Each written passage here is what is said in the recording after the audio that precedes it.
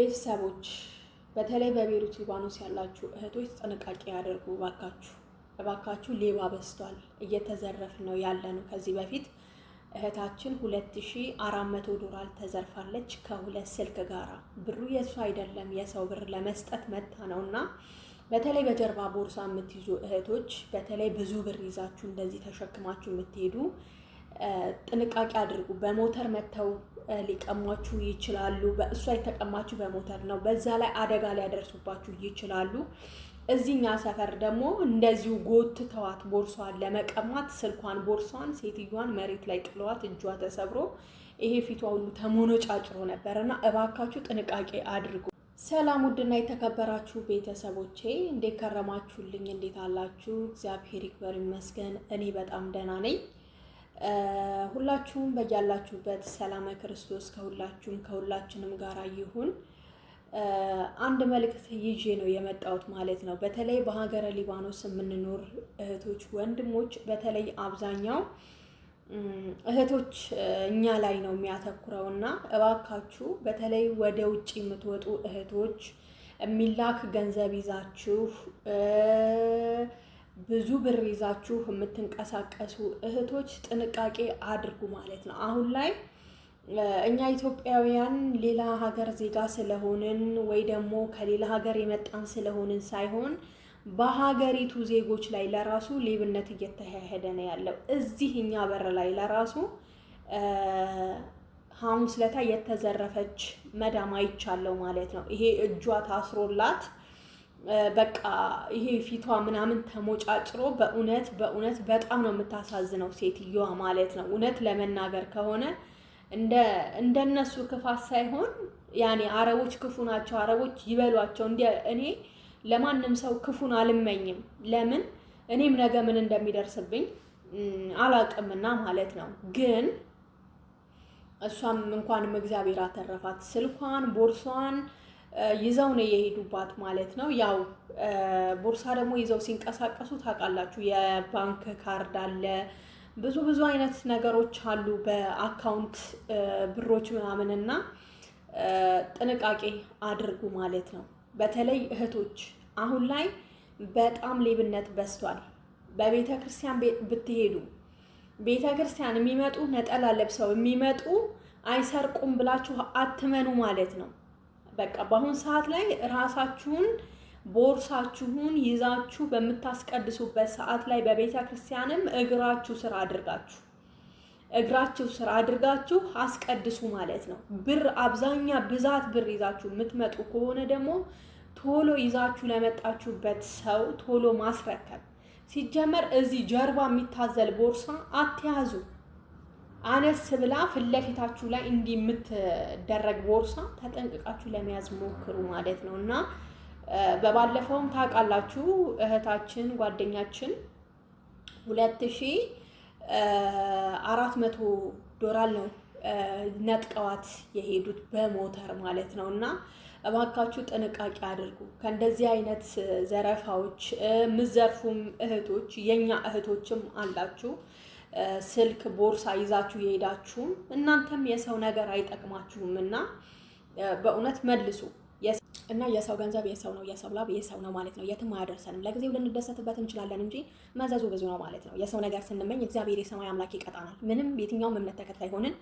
የአንዳንዱ የምንከተለው እምነት የአንዳንዱ የሆነ ቃል አለ ማለት ነው እና ፈጣሪ ይቆጣል የእውነት ነው የምላችሁ አወዳደቃችን የከፋ ነው የሚሆነውና በባለፈው ትናንትና ለራሱ እንደዚሁ ሁለት ቦርሳ ሰው ወይ ዞር ብሎ ወይ ጎንበስ ብሎ ሲመለስ እቃውን ሲያጣ በጣም ነው የሚያሳዝነው እናንተም ደግሞ እህቶች ጥንቃቄ አድርጉ በቃ ተነግሯል መድረክ ላይ ቆሞ እስከዛሬ ስንት ዓመት ጊዜ ጀምሮ ነው እቃችሁን ተጠንቀቁ ቦርሳ ያዙ ተብሎ ስንቴ ነው የሚነገረው ሁሌ ይደጋገማል ልንሰማ ግን አልቻለም አሁን በቃ ሌብነት በገሃድ መጥቷል ከላያችን ላይ ያወሩን መንጠቅ ነው እንጂ የቀራቸው የኛ ልጆች ለራሱ ምንም የቀራቸው ነገር የለም አንዷ እህታችን እንደዚሁ ዝክር ለመዘከር ጎንበስ ብላ ቀና ስትል ቦርሷ ስልኳ የለም በዚህ ላይ ደግሞ ስልክ አስቡት በተለይ የታዚል ስራ የምትሰሩ ብዙ መረጃዎች የምትጠብቁ ከስልካችሁ ነው ሲም ካርዳችሁ ጠፍቶ ስልካችሁ ብቻ በጣም ከባድ ነው ማለት ነው ከምላችሁ በላይ ከባድ ነውና እባካችሁ ጥንቃቄ አድርጉ የምትወስዱ ሰዎች ደግሞ በእውነት ምንም አይጠቅማችሁ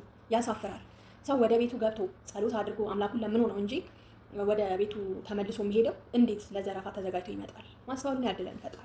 የእውነት የመጨረሻው ዘመን ላይ ነው ያለነው በአሁኑ ሰዓት እና ጥንቃቄ አድርጉ።